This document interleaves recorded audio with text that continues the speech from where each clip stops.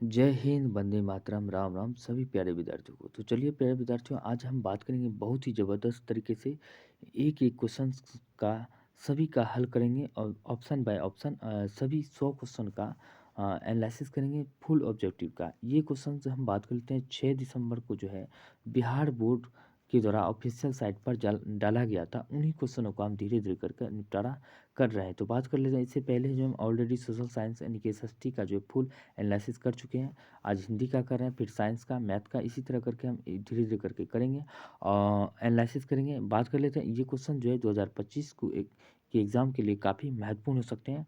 Same इसी pattern को same इसी पैटर्न पर पूछने वाले हैं एग्ज़ाम 2025 बोर्ड में।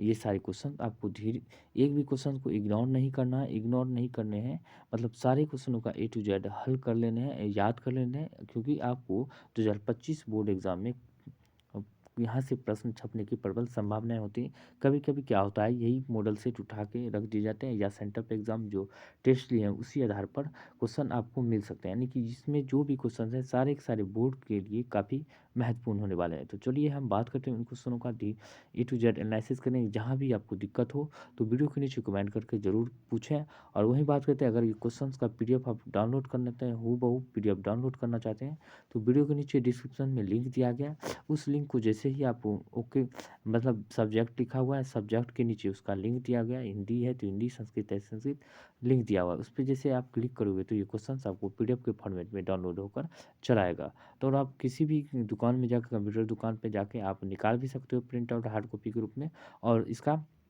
जो है टू जो अपने से एनालिसिस कर सकते हैं। तो ये मिला लीजिए, लेना है आपको, एग्ज़ाम के लिए काफ़ी महत्वपूर्ण होने वाला है। हम सब्जेक्टिव ऑब्जेक्टिव दोनों का हल करेंगे। सब्जेक्टिव आपको का ध्यान से देखना है, कम समय में ज़्यादा से ज़्यादा क्वेश्चन का एनालिसिस करना चाहेंगे। तो चलिए हम वीडियो लंबा होने से पहले हम बात कर लेते हैं, इस क्वेश्चन का हल कर लेते हैं। चलिए हम बढ़ लेते हैं। आज का हिंदी का देख सकते हैं यहाँ पे बिहार बोर्ड के द्वारा जारी किया गया ये फाइनल मॉडल सेट है, ध्यान में रखना है और एक भी क्वेश्चन को इग्नोर नहीं करना है। सेम इसी पैटर्न पर आने वाले हैं और ज़बरदस्त ज़बरदस्त तरीके से इसका फुल एनालिसिस करेंगे। तो चलिए हम बात कर लेते हैं आज कि हमारा पहला सवाल की ओर बढ़ रहे हैं। हमारा का पहला सवाल है आज का, तो यहाँ पे देख सकते हैं दिया गया है हमारा पहला सवाल। तो हम बात कर लेते हैं आज की पहले सवाल की। तो यहाँ पे दिया गया है कि क्वेश्चन देख रहे हैं, 100 वर्ण का उच्चारण स्थान क्या है। तो 100 वर्ण जो दिया गया, मूर्धन्य स का उच्चारण स्थान की अगर हम बात करें तो इसका राइट आंसर सी हो जाएगा। अब बात करते हैं कौन कौन से उच्चारण स्थान मूर्धा हो जाता है। तो क्या होगा, री होगा, र होगा, सो, इन सारे वर्णों का जो उच्चारण स्थान क्या होता है, मूर्धा होता है। ये ध्यान रखना है। कंठ से क्या होता है, क वर्ग जितने भी होते हैं, क वर्ग जो कंठ का उच्चारण स्थान होता है।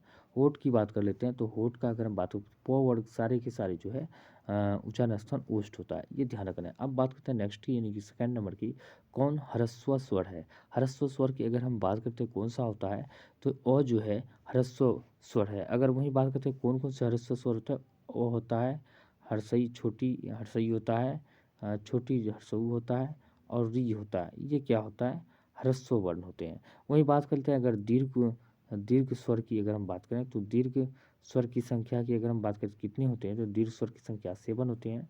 वही बात करते हैं ह्रस्व स्वर की संख्या कितने होते हैं, ह्रस्व स्वर की संख्या अगर हम बात करें तो कुल 4 होते हैं। ये ध्यान रखना है। अब बात करते हैं नेक्स्ट की, अगर हम बात करें निम्नलिखित में से कौन सा योजक चिन्ह है।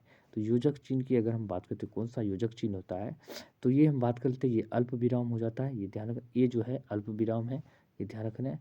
ये क्या होता है, ये जो है अल्प विराम है। वही बात करते हैं, ये विस्मयादि बोधक है, सी विस्मयादि बोधक है, ये पूर्ण विराम है। और योजक चिन्ह की बात करते हैं, डी इसका राइट आंसर जो है योजक चिन्ह होते हैं। ये ध्यान रखना है। अब निम्नलिखित में से शुद्ध वाक्य शब्द है, शुद्ध शब्द आपको बताने हैं कौन सा शुद्ध शब्द हो जाएंगे।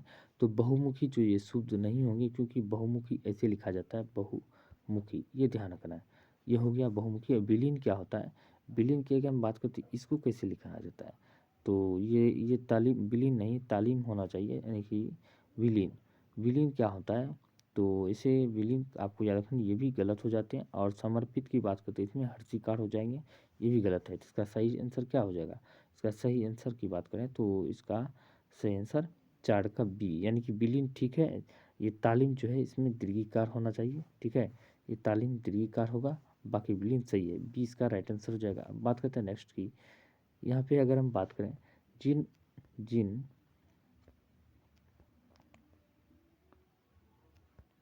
जिन व्यंजनों के उच्चारण में श्वास पूर्व से अल्प मात्रा में निकले और जिनमें हकार जैसी ध्वनि नहीं होती उन्हें क्या कहते हैं? तो हम बात करते हैं इसको, जिनमें हकार जैसी ध्वनि नहीं होती इसको क्या कहते हैं? महाप्राण होता है। महाप्राण की बात करें तो प्रत्येक वर्ण का दूसरा और चौथा वर्ण क्या होता है? महाप्राण होता है। जैसे दूसरा क्या हुआ? क लिख दिए, ख लिख लिए, ग लिख दिए, घ लिख दिए, अंग लिख दिए। प्रत्येक वर्ण का दूसरा और चौथा वर्ण महाप्राण होता है।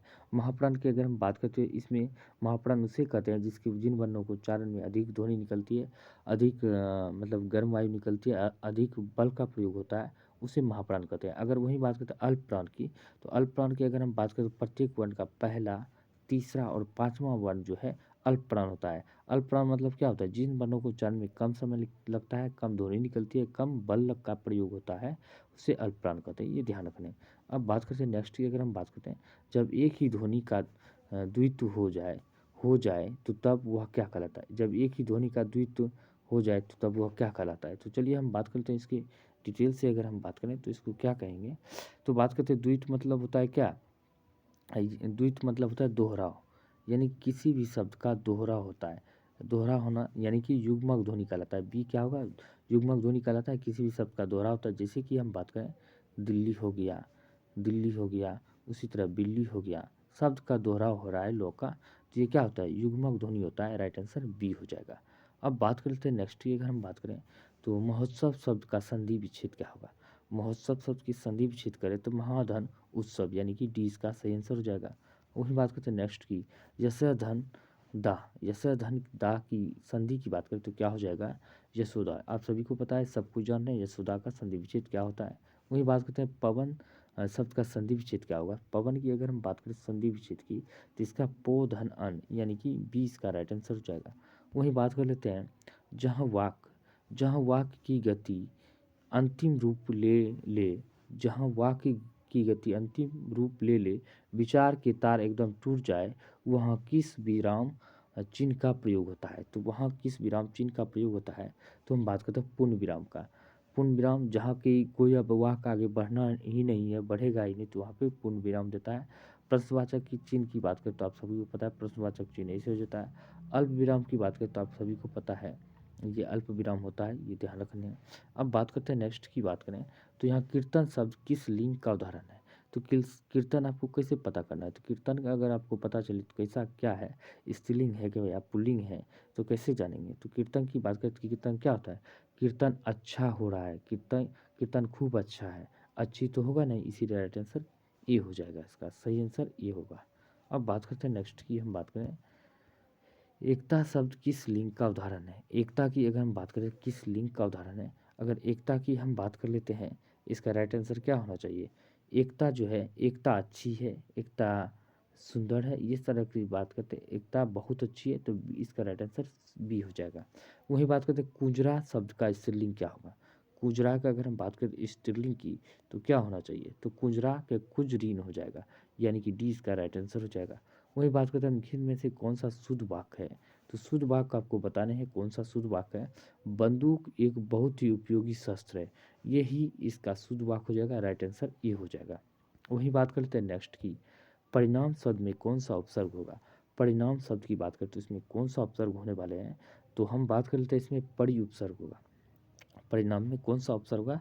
परि उपसर्ग। वही बात कर लेते हैं संस्कृत में अगर हम बात करें उपसर्ग की बात करें तो संस्कृत भाषा में अगर हम बात करें उपसर्ग कितने होते हैं? तो संस्कृत में उपसर्ग की संख्या की बात करें तो संस्कृत में उपसर्ग 22 होते हैं, ये ध्यान रखना है।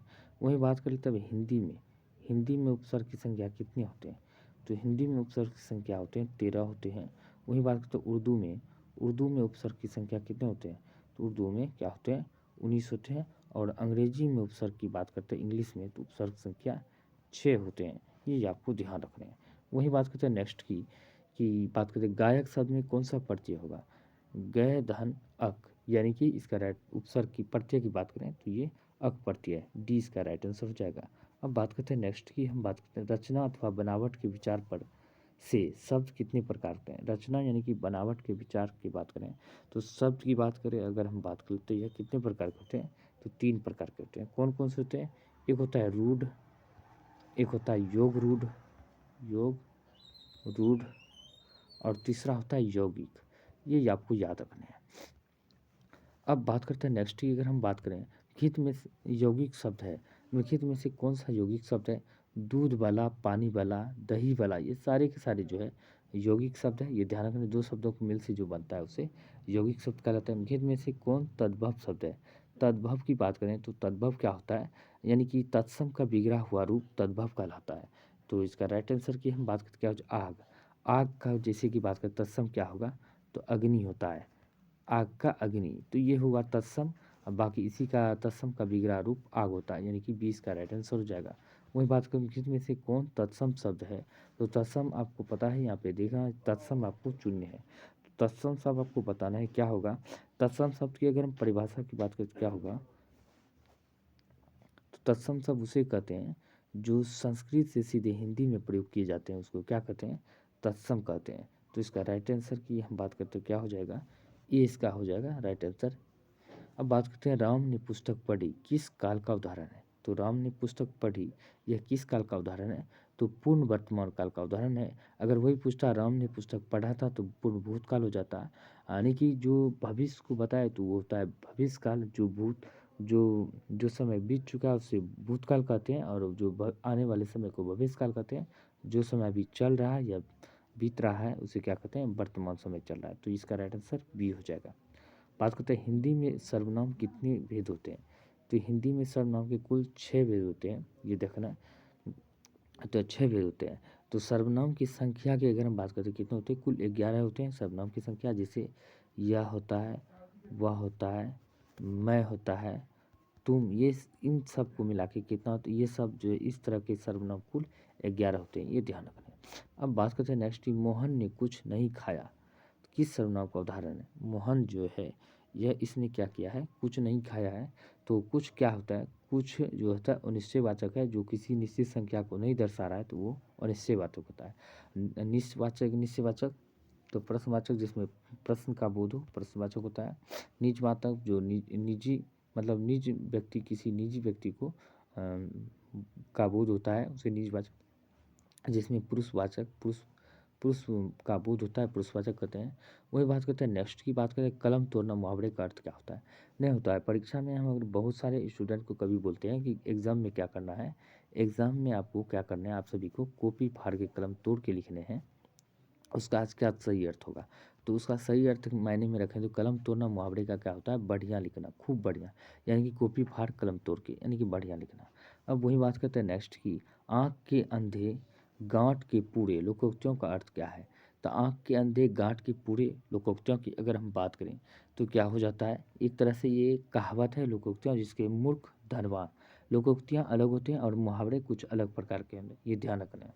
वही बात करें करते हैं निम्नलिखित में से कौन अशुद्ध शब्द है। अशुद्ध शब्द की बात करें तो क्या हो जाएगा अशुद्ध शब्द, तो इसका राइट आंसर सी हो जाएगा। चिड़िया का क्या होगा, ऐसे चिड़िया लिखा जाता है, कैसे, ये से चिड़िया लिखा, ये ध्यान रखना। बाकी शुद्ध है, एक जो सी जो है अशुद्ध लिखा हुआ है। वही बात करते हैं नेक्स्ट की, बिजली शब्द का पर्यायवाची शब्द क्या होगा। अगर बिजली की बात करें तो शब्द का पर्यायवाची शब्द क्या होगा, दामिनी हो जाएगा, ये ध्यान रखना है। वनिता स्त्री होती है, ये ध्यान रखना है, और वनिता का स्त्री के कई सारे होते हैं, तो आपको तीन तीन कम से कम तीन तीन सबका पर्यायवाची आपको याद रखना है। वही बात करें पयोधर किसका पर्यायवाची शब्द है। पयोधर की अगर हम बात करें तो यह किसका पर्यायवाची है, तो बादल का है। जल का क्या होता है, नीर, जल, पानी, ये जल का होता है। सूर्य का होता है रवि, दिनकर, भास्कर, ये आपको याद रखना है। वही बात करते हैं नेक्स्ट की, अगर हम बात करते हैं कुटिल शब्द का विलोम शब्द क्या होगा। कुटिल की अगर हम बात करें तो विलोम क्या होना चाहिए, तो इसका राइट आंसर की बात करें तो कुटिल का सरल विलोम होगा, ये ध्यान रखना। कोमल का क्या होता है, तो कठोर होता है, सभी को पता ही है, आप सभी को कोमल का कठोर। और तो नेक्स्ट की अगर हम बात करें संज्ञा अथवा विशेषण के साथ क्रिया जोड़ने से जो संयुक्त क्रिया बनती है उसे क्या कहते हैं। संज्ञा अथवा विशेषण शब्द विशेषण के साथ क्रिया जोड़ने से जो संयुक्त क्रिया बनती है उसे क्या कहते हैं? तो इसको राइट आंसर की हम बात करें तो नाम बोधक क्रिया कहते हैं, ये ध्यान रखना है। अब बात करते हैं नेक्स्ट, रामचरितमानस कौन संज्ञा है? तो रामचरितमानस की अगर हम बात करते हैं ये संज्ञा कौन सी हो जाएगा? व्यक्तिवाचक संज्ञा हो जाएगी, ये ध्यान रखना है। वहीं हम बात करते हैं नेक्स्ट की, कश्मीरी सेब सिंदूरी लाल होता है, इस वाक्य में प्रविशेषण है। तो कश्मीरी सेब जो होता है सिंदूरी लाल होता है, तो इस वाक्य में कौन सा प्रविशेषण है? तो बात करते हैं सिंदूरी लाल। अगर इसी तरह आपको वाक्य पकड़ने के लिए हम बताएं तो किस तरह पकड़ना है, जैसे कि हम बात कर लेते हैं, यह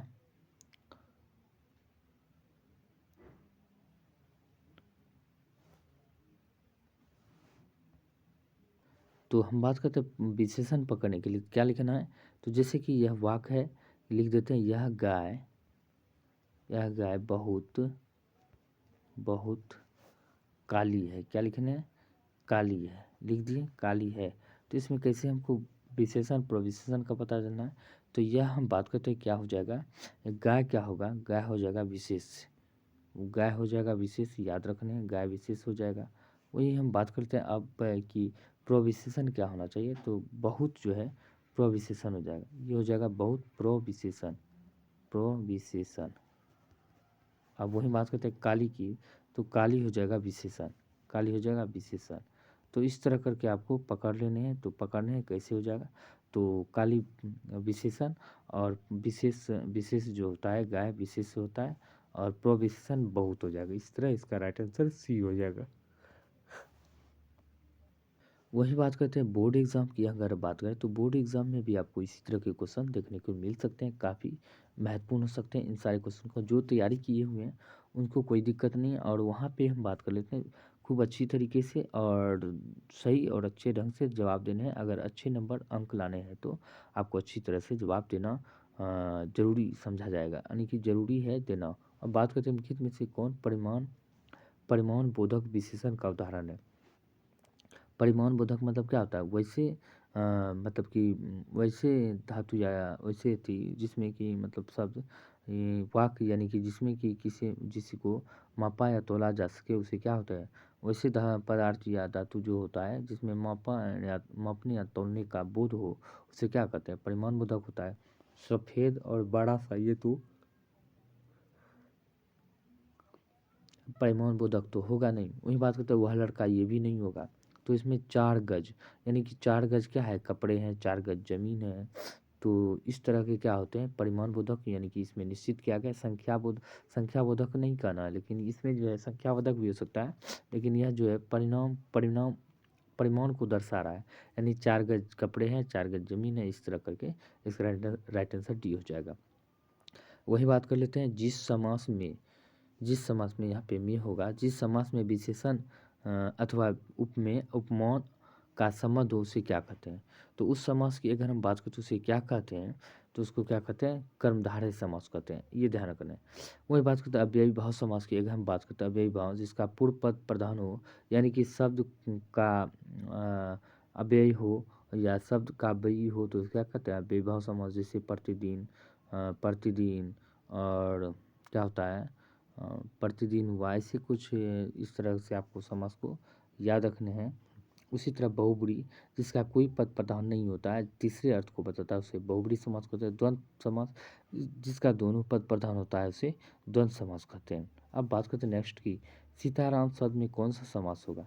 सीताराम की बात करते हैं, इसका दोनों पद प्रधान है, जिसके लिए द्वंद्व समास हो जाएगा, ये ध्यान रखना है। द्विगु समास जिस समास का पहला पद संख्यावाची हो उसे द्विगु समास कहते हैं। बहुब्री समास को पता ही है, जिसका कोई पद प्रधान नहीं होता है, तीसरा अर्थ को इंगित करता है, जैसे कि लंबोदर हो गया, दशानन हुआ, इस तरह के आपको याद रखना है। पंचवटी शब्द में कौन सा समास होगा? तो पंचवटी में क्या होगा? द्विगु समास जो संख्यावाची को दर्शा रहा है पहला पद, ये ध्यान रखने में। वही बात करते हैं क्रिया विशेषण, यानी कि बात करते हैं क्रिया की विशेषता प्रकट करने वाले शब्द को क्या कहते हैं? तो क्रिया की विशेषता प्रकट करने वाले शब्द को क्रिया विशेषण कहते हैं, राइट आंसर डी हो जाएगा। बात करते हैं नेक्स्ट की, लिखित में से आज्ञा वाचक वाक्य का उदाहरण दीजिए। आज्ञा वाचक वाक्य की अगर हम बात करें तो इसका क्या उदाहरण होगा? तो इसका राइट आंसर की बात करते तो बी हो जाएगा, तुम सदा सत्य बोलो। बी हो जाएगा। रचना की दृष्टि से वाक्य कितने प्रकार के होते हैं? रचना की दृष्टि से हम बात करें तो वाक्य 3 प्रकार के होते हैं। सरल वाक्य, संयुक्त वाक्य और मिश्र वाक्य, ये 3 प्रकार के वाक्य होते हैं, ये ध्यान रखना। वही बात करके निम्नलिखित में से कौन सा मिश्र वाक्य है? तो मिश्र वाक्य की अगर हम बात करते हैं कौन सा है, तो सी, यदि तुम आओगे तो मैं जाऊंगा, ये मिश्र वाक्य है। और ये हो जाता है कौन सा? संयुक्त वाक्य, जिसमें और, अथवा, तथा, या, एवं शब्द का प्रयोग करके प्रयोग जिसमें होता है, जिस वाक्य में, वो होता है संयुक्त वाक्य। वही बात करते हैं नेक्स्ट की, रात और संध्या के बीच की बेला, रात और संध्या के बीच की बेला, इस वाक्य खंड के लिए एक शब्द क्या होगा? तो इस वाक्य के लिए एक शब्द की बात करें तो इसके लिए क्या हो जाएगा? गोधूली हो जाएगा। रात यानी संध्या, शाम को दर्शाने गोधूली, तो गोधूली हिंदी में देखो मतलब हिंदी बुक में देखो लिखा हुआ रहता है गोधूली, तो ये ध्यान रखना है क्या होता है, गोधूली शाम को दर्शाता है संध्या टाइम को, तो इसका राइट आंसर बी हो जाएगा। बात करते हैं चिंता में रात भर जगना, चिंता में रात भर जगना किस मुहावरे का अर्थ होता है? कभी कभी चिंता होता है हकीकत में ही रात भर जगना पड़ जाता है, तो ध्यान रखना है चिंताएं अगर मन में घूमते रहते हैं तो रात भर नींद नहीं आता है, इसे रात भर जगे रह जाते हैं। तारे गिनना, इसका राइट आंसर डी हो जाएगा। वही बात करते हैं तो उल्टी गंगा बहाना पता ही है, उल्टी गंगा में क्या होता है? तो जो काम नहीं होने का वो काम करना, उल्टा पुल्टा काम करना, यानी कि घोड़े बेचकर सोना, ये तो पता ही है, घोड़े बेचकर सोना क्या होता है? निश्चिंत होकर सोता है, ये ध्यान रखना है। वही बात करें शेर के समान बलवान, शेर के समान बलवान किस पदबंध का उदाहरण है? तो ये विशेषण पदबंध का उदाहरण यानी कि 20 का राइट आंसर हो जाएगा। वही बात करते हैं नेक्स्ट की, अगर हम बात करें निम्नलिखित में से किसके साथ कर्ता ने चिन्ह का प्रयोग नहीं होता है? तो किसके साथ जो है कर्ता के ने चिन्ह का प्रयोग नहीं होता है? तो इसका राइट आंसर की बात करें तो डी, यानी कि भूलना के साथ नहीं होता है। अब बात करते हैं नेक्स्ट की, एक या अनेक का बोध कराने वाले शब्द को क्या कहते हैं? एक या अनेक का बोध करने वाले शब्द की बात करें तो वचन कहते हैं, ये ध्यान रखना है। वही बात करते हैं नेक्स्ट की, माँ ने अपने बच्चे को खिलौने खरीदे, माँ ने बच्चे को खिलौने खरीदे, तो इस वाक्य किस कारक का उदाहरण है? इस यह जो वाक्य है किस कारक का उदाहरण है? तो बात करें संप्रदान कारक के उदाहरण है। अब बात करते हैं भीमराव अम्बेडकर के अनुसार पेशा परिवर्तन की अनुमति न देकर जाति प्रथा भारत में किसका एक प्रमुख व प्रत्यक्ष कारण बनी हुई थी? यह बेरोजगारी की बनी हुई है, राइट आंसर ये हो जाएगा। अब बात करते हैं निम्नलिखित में सैन साहब की एक बेटी का नाम क्या है? तो सैन साहब की एक बेटी का नाम क्या था? शेफाली था। अब आपको कमेंट करके बताना है सैन साहब के कुल कितनी पुत्री थी, यानी कि कुल कुल कितने पुत्री थी, ये आपको कमेंट करने हैं, और सभी का नाम क्या थे ये ध्यान रखना है। वही बात होते हैं मैक्स मुलर रचित भारत से हम क्या सीखे शीर्षक पाठ साहित्य की कौन सी विधा है? तो हम भारत से क्या सीखे शीर्षक पाठ विधा से क्या है? तो इसका मतलब भाषण है, यानी कि डी इसका सेंसर हो जाएगा। अब बात करते हैं नेक्स्ट की, बाण भट्ट के आत्मकथा उपन्यास के लेखक कौन है? बाण भट्ट के आत्मकथा उपन्यास के लेखक की बात करें तो हजारी प्रसाद द्विवेदी है। तो कौन हो जाएगा? हजारी प्रसाद द्विवेदी हो जाएगा। अब बात करते हैं हिंदी तथा इसकी विधि बोलियां किस लिपि में लिखी जाती है? तो देवनागरी लिपि में लिखी जाती है हिंदी का। और क्या क्या लिखे जाते हैं? हिंदी, नेपाली, गुजराती, ये और सारे कई है जो कि देवनागरी की लिपि में लिखे जाते हैं, बंगला भी, ये ध्यान रखना है। बात करते हैं चल चुपचाप, क्या लिखा हुआ है? चल चुपचाप बना अपनी रोटियां, तू सोचता है कि मैं तुझे पतली पतली नरम नरम रोटियां सेक कर खिलाऊंगी। यह कथन बहादुर शीर्षक कहानी के किस पात्र का है? तो यह कथन की बात करें बहादुर शीर्षक कहानी के लेखक पत्नी की निर्मला का है, राइट आंसर बी हो जाएगा। अब बात करते हैं नेक्स्ट गुरु नानक की बात करते हैं। गुरु नानक हिंदी की किस भक्ति धारा के एक प्रमुख कवि थे? तो निर्गुण संत भक्ति धारा के एक प्रमुख कवि थे, राइट आंसर बी हो जाएगा। बात करते हैं कृष्ण भक्त की कवि रसखान किस छंद में सिद्ध थे? तो किस छंद में सिद्ध थे रसखान की अगर हम बात करें तो इसका राइट आंसर क्या हो जाएगा? इसका राइट आंसर डी हो जाएगा, सवैया में। बात करते हैं कवि धनानंद किस मार्ग को अति सुधो कहते थे? तो अति सुधो की बात करें तो किस मार्ग को कहते थे? प्रेम मार्ग को, राइट आंसर डी हो जाएगा। बात करते हैं नेक्स्ट की, कवि प्रेम घन का पूरा नाम क्या है? कवि प्रेम घन का पूरा नाम की अगर हम बात कर लेते हैं तो क्या हो जाएगा इसका पूरा नाम? तो बद्री नारायण चौधरी प्रेम घन हो जाएगा, ये ध्यान रखना।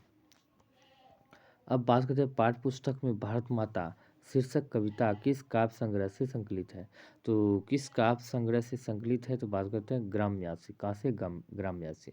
बात वहीं कर लेते हैं नेक्स्ट की, कवि रामधारी सिंह दिनकर की दृष्टि में आज के देवता कहाँ मिलेंगे? आज के देवता की बात करें तो ये पे कहाँ मिलेंगे? आप सभी को पता है, देवता खोज के देख लो, कहीं नहीं मिलेंगे, खेत खलिहानों में कहा गया है। तो आज के देवता कहाँ मिलेंगे? खेत खलिहानों में, ये ध्यान रखना है। वही बात करते हैं B.R. नारायण ने किस कहानी का अनुवाद किया है? तो B.R. नारायण की बात करें तो इसने जो है किस कहानी का अनुवाद किया है? दही वाली मगम्मा की किया हुआ है, ये ध्यान रखना है। वही बात करते हैं नेक्स्ट की, मंगू को झूठा लाड़ लड़ाकर ही तुमने अधिक पागल बना दिया है। आदत डाली हो तो जानवरों को भी पखाना पेशाब वहाँ करना और कहाँ करना कहाँ ना करना इसका ख्याल आ जाता है। यह कथन माँ शीर्षक कहानी के किस पात्र का है? तो बात कर लेते हैं। तो यह जो है माँ शीर्षक कहानी के माँ जी की बड़ी पुत्री का है। किसका? माँ जी की बड़ी पुत्री का, ये ध्यान रख रहे हैं। अब बात करते हैं नेक्स्ट की, टीले की ओर निकलते निकलते लक्ष्मी किसके इंतजार में कुछ पिछड़ गई? तो किसके इंतजार में पिछड़ गई थी? याद करना है, अच्युत के इंतजार में पिछड़ गई थी। अब वही बात करते हैं, वल्ली अम्माल के गांव का क्या नाम था? वल्ली अम्माल के गांव की अगर हम बात करें तो इसका नाम मुंडीपट्टी था, मुंडीपट्टी। ये ध्यान रखना, राइट आंसर डी होगा। बात करें धरती कब तक घूमेगी शीर्षक कहानी में कैलाश की पत्नी का नाम क्या था? तो कैलाश की पत्नी की अगर हम बात करें नाम था राधा, ये ध्यान रखना है। वही बात करते हैं नेक्स्ट की अगर हम बात करें, मानव का रचा हुआ सूरज मानव को भाप बनकर सूख गया, यह किस पंक्ति शीर्षक कविता से ली गई है? तो मानव को भाप बनकर सूख गया, तो यह पंक्ति की बात करें तो यह शीर्षक कविता से किससे ली गई है? हिरोशिमा से ली गई है, राइट आंसर बी हो जाएगा। बात करते हैं आत्मजयी प्रबंध काव्य के रचनाकार है। आत्मजयी प्रबंध काव्य के रचनाकार की अगर हम बात करें तो इसका राइट आंसर कुंवर नायन थे, यानी कि ये इसका सही आंसर हो जाएगा। कवि रेनर मारिया रिल्के के अनुसार भगवान की कृपा दृष्टि कहाँ विश्राम करती है? तो भगवान की कृपा दृष्टि की बात करें तो यह कवि के कपोलों की नर्म सस पर जो क्या करते हैं? विश्राम करती है, राइट आंसर डी हो जाएगा। बात करते हैं कवि रेनर मारिया सिल्के के अनुसार किसके बिना भगवान भी एकाकी और निरुपाय है? तो भक्त के बिना, राइट आंसर डी हो जाएगा। अब बात कर लेते हैं नेक्स्ट की, हम बात करते हैं समकालीन हिंदी कविता की कवित्री अनामिका का जन्म कहाँ हुआ था? तो अनामिका की जन्म की बात करें तो यह कहाँ हुआ था? तो ये आप सभी को पता है, जो पढ़े होंगे तो उसको अच्छी तरह से पता होगा। तो इसका राइट आंसर क्या होना चाहिए? Right answer A Muzaffarpur Bihar में हुआ था। बात करते हैं नेक्स्ट, कवित्री अनामिका के अनुसार सृष्टि की विकास कथा के प्रथमा अक्षर क्या है? तो कथा के प्रथमा अक्षर की हम बात करें तो क्या होगा? पहली विफलता पर छल के आंसू। पहली विफलता पर क्या होगा? छल के आंसू। अब बात करते हैं हमारी नींद शीर्षक कविता में धमाके से देवी जागरण कहाँ हुआ? तो धमाके से देवी जागरण की अगर हम बात करें तो ये कहाँ हुआ? तो गरीब बस्तियों में, राइट आंसर डी हो जाएगा। बात करते हैं नेक्स्ट की, कुसुम की देसी घी वाली कचौरी को उस्ताद बिस्मिल्लाह खां कहते हैं। तो उस्ताद बिस्मिल्लाह खां की बात करें तो कुसुम की देसी कचौरी वाली घी को क्या कहते हैं? संगीतमय कचौरी, राइट आंसर सी हो जाएगा। बात करते हैं नेक्स्ट की, मछली शीर्षक कहानी में कौन कहती थी कि जो मछली मर जाती है उसकी आंखों में झांकने से अपनी परछाई नहीं दिखती है? तो झांकने से अपनी परछाई नहीं दिखती है तो दीदी कहती थी झांकने से परछाई नहीं दिखती थी। अब ये बताना आपको कमेंट करके, मछली जो है किसने खरीद कर लाया था, ये ध्यान रखना है। और मछली को बचाने के लिए किसने जो है लेकर जो है तालाब की ओर दौड़ पड़ा था, ये भी आपको कमेंट करके बताना है। वहीं बात करते हैं हिंदी कविता में प्रयोगवाद का सूत्रपात किसने किया? तो हिंदी कविता में प्रयोगवाद का सूत्रपात की बात करते हैं सच्चिदानंद हीरानंद बादशायन अज्ञे ने किया था, राइट आंसर डी हो जाएगा। वहीं बात कर लेते हैं नेक्स्ट की, निहित में से कौन शीर्षक कविता पर्यावरण मनुष्य और सभ्यता के विनाश की अंतर व्यथा को अभिव्यक्त करती है? तो ये एक वृक्ष की हत्या को की है, ये ध्यान रखना है। इसको व्यथा एक विषयता के अंतर व्यथा को व्यक्त करती है, ध्यान रखना है। वही बात करते हैं नेक्स्ट की, मगम्मा किसके मन को बस में करने का 3-4 गुण म, यानी कि गुण नहीं गुण, गुण होना चाहिए, गुण म जिसको बताती है। मगम्मा किसके मन को बस में करने का 3-4 गुण जो है म जी को बताती है। तो किसके मन में, तो बी पति की, यानी कि पति को मन में बस करना है तो क्या होना चाहिए, तो बढ़िया बढ़िया कपड़ा पहनने हैं, बढ़िया से मेकअप कर लेते हैं, बढ़िया से क्रीम पाउडर आदि लगा लेने हैं, अच्छे से कपड़े उपड़े पहन के जो पति को जो है क्या करने हैं। तो आप सब समझते हैं अच्छी तरह से कैसे वश में करना है, आप सभी को पता है। तो चलिए नेक्स्ट की बात करें। सीता अपने 2-4 पूर्ण पल्लों की गठरी बांध अंधेरे में कहाँ से निकल गई। तो 2-4 गठरी बांध कर अंधेरे में कहाँ निकल गई, तो बात कर लेते हैं घर से निकल गई, ये ध्यान रखना है। वहीं बात कर लेते हैं नेक्स्ट की, निराला की साहित्य साहित्य साधना पुस्तक के लेखक कौन है। निराला के साहित्य साधक पुस्तक के लेखक की बात करें रामविलास शर्मा है। निम्न में से कौन उड़िया के एक प्रमुख कथाकार है, तो उड़िया के एक प्रमुख कथाकार की बात करें सतकोड़ी होता है, ये ध्यान रखना है। वही बात करते हैं कवि जीवनानंद दास यदि अगले जन्म में हंस बनेंगे तो वह हंस किसका होगा, तो किसका होगा वह हंस, ये ध्यान रखना है। तो ये राइट आंसर ये हो जाएगा, किसी किशोरी का होगा, ये ध्यान रखना है। अब बात करते हैं नेक्स्ट की, महात्मा गांधी की दृष्टि में सबसे उदात्त और बढ़िया शिक्षा क्या है, जो बच्चों को मिलने वाली साधारण अक्षर ज्ञान की शिक्षा के बाद नहीं पहले होनी चाहिए। तो क्या होना चाहिए, तो पहले होना चाहिए क्या होगा, अहिंसक प्रतिरोध की शिक्षा, राइट आंसर डी हो जाएगा। अब बात करते हैं अंतर्राष्ट्रीय स्तर पर महात्मा गांधी जी के जन्म दिवस को किस रूप में मनाया जाता है। तो महात्मा गांधी के जन्म दिवस को हम बात कर लेते हैं, तो किसके रूप में मनाया जाता है, तो ये बात कर लेते हैं अहिंसा दिवस के रूप में मनाया जाता है। कब, प्रत्येक साल 2 अक्टूबर को मनाया जाता है, ये ध्यान रखना है, प्रत्येक साल 2 अक्टूबर को। बात करते हैं नेक्स्ट की, अभिनव शीर्षक पाठ के अनुसार एक कविता पंक्ति है, कैसी तुम नदी हो उत्तर हो सकता है, कैसी तुम नदी हो इसका उत्तर क्या हो सकती है, तो इसका क्या हो जाएगा, तो राइट आंसर की हम बात करते हैं, इसका राइट आंसर बी हो जाएगा, जैसी तुम कविता हो। अब बात करते हैं कि बिरजू महाराज अपना सबसे बड़ा जज किसको मानता था, यानी किसको मानता था अपना सबसे बड़ा जज की बात करें तो यह अपनी अम्मा को मानता था, ये ध्यान रखना है। तो उसके पिताजी मरने के बाद जो होता है वो गान बजान नृत्य में जो मतलब रुचि दिखाता नृत्य करते थे, तो वही पूछते थे कि अच्छा होता है कि नृत्य कि नहीं, हमसे अच्छा गाया जाता है कि नहीं, ये अपनी माँ से अक्सर पूछा करता था। अब बात करते हैं ढहते विश्वास शीर्षक कहानी में लक्ष्मी किसका रूप देखकर सशंकित हो उठी, तो किसका रूप देखकर सशंकित हो उठी थी, बात करते हैं आसमान का।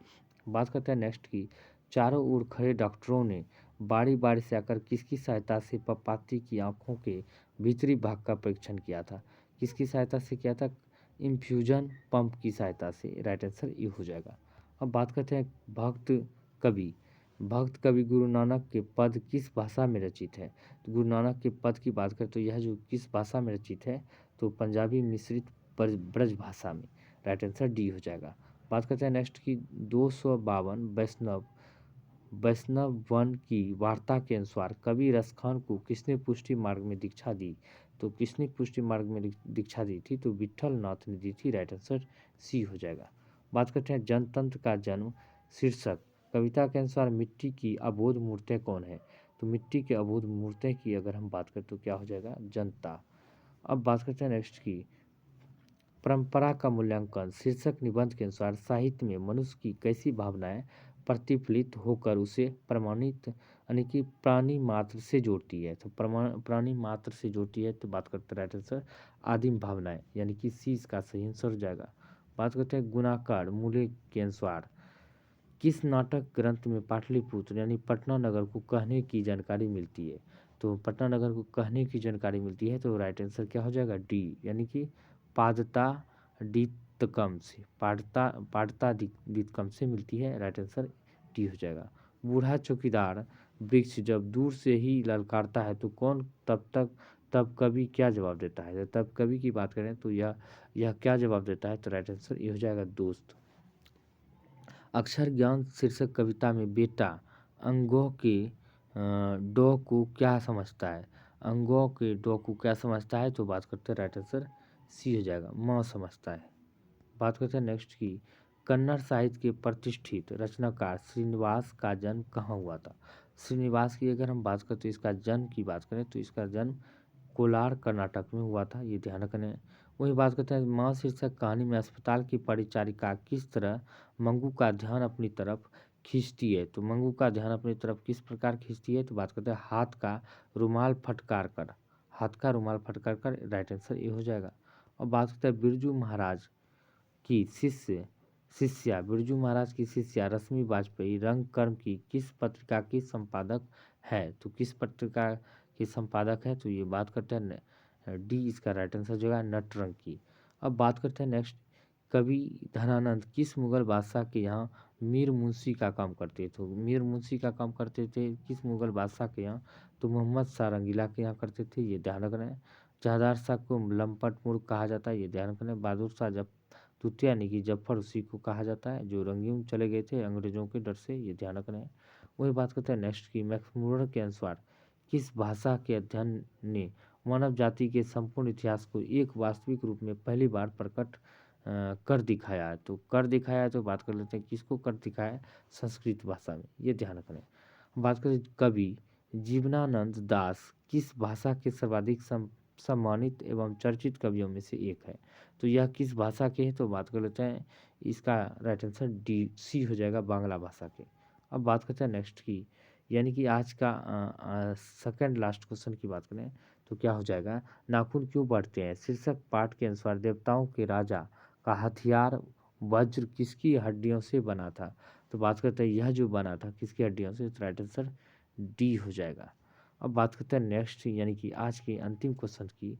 तो आज के अंतिम क्वेश्चन की हम बात करते हैं ऑब्जेक्टिव की, हित में से कौन संस्कृत अंग्रेजी हिंदी फारसी तमिल आदि अनेक भाषाओं का ज्ञान रखने वाला बहुभाषाविद थे। तो बात करते हैं सच्चिदानंद हीरानंद वात्स्यायन आगे जो है बहुभाषा विद थे, सभी मतलब भाषाओं का ज्ञान रखते थे, ये ध्यान रखना है। तो चलिए हम मित्रों आज की हम बात कर लेते हैं आज की सवाल की। तो इसका जो है हम बात कर लेते हैं क्या होना चाहिए। अब बात करते हैं लघु उत्तरीय प्रश्न की, यानी कि इसको जो है आपको पढ़ के जवाब देने हैं। तो यहाँ पे देख सकते हैं हम स्क्रॉल कर रहे हैं, इसका जो पीडीएफ जो है आपको वीडियो के नीचे मिल जाएगा, इसका लिंक जरूर लोड करें। या तो आपको नहीं लोड करना है तो डायरेक्ट जो है इसके नीचे में टेलीग्राम का लिंक दिया गया है, वहाँ टेलीग्राम जो है चैनल का नाम सर्च करके भी आप टेलीग्राम से डाउनलोड कर सकते हैं। तो चलिए इसको क्या करना है, तो पढ़ लेने हैं।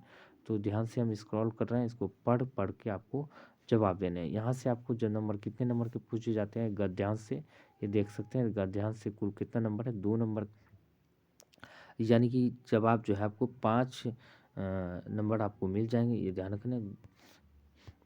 तो गद्यांश यहाँ पे दिया गया, इस गद्यांश को आपको पढ़ के बताने हैं। तो दूसरा गद्यांश है, तो 20 नंबर कह सकते हैं कि ऐसे आप उठा सकते हैं गद्यांश से 20 नंबर ऐसे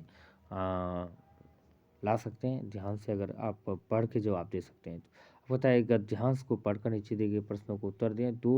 प्रत्येक प्रश्नों का अंकों को 2 अंक दिया गया, यानी कि 2 अंक का है प्रत्येक प्रश्न। आपको 5 प्रश्न पिछले भी में भी 5 प्रश्न दिया था जिसमें कि प्रत्येक का मान 2 है। तो आपको 5 जो है जवाब देने हैं, तो आपको 2 नंबर मिल जाएंगे 5, ये ध्यान रखना है। तो ये गद्यांश फिर दिया हुआ है, इसको पढ़ के इन पाँचों का जवाब देने हैं। एक प्रश्न का मान जो है 2 अंक है, ये ध्यान रखने हैं। वही बात करते हैं अब नेक्स्ट की, यहाँ पे देख सकते हैं यहाँ पे गद्यांश ही फिर आ गया है। तो प्रेमचंद के बारे में यहाँ पे देख सकते हैं, प्रेमचंद के बारे में गद्यांश में जो पढ़ोगे वही इसका जवाब देना है। अब बात करते हैं निम्नलिखित में से एक विषय पर संकेत बिंदुओं के आधार पर लगभग 200 250 300 शब्दों में क्या लिखना है, कि लेख लिखना है, लेख यानी कि निबंध लिखना है। यहाँ पे देख सकते हैं मेरा प्रिय खेल लिख दीजिए, या पॉइंट के साथ, पॉइंट भी यहाँ पे दिया गया, आराम से पॉइंट हेडिंग डाल के इसको लिख सकते हैं।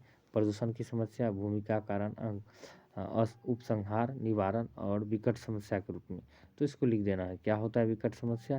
तो उसी तरह आदर्श विद्यार्थी की प्रस्तावना क्या होता है, आदर्श विद्यार्थी के गुण क्या होते हैं उसके बारे में लिखना है।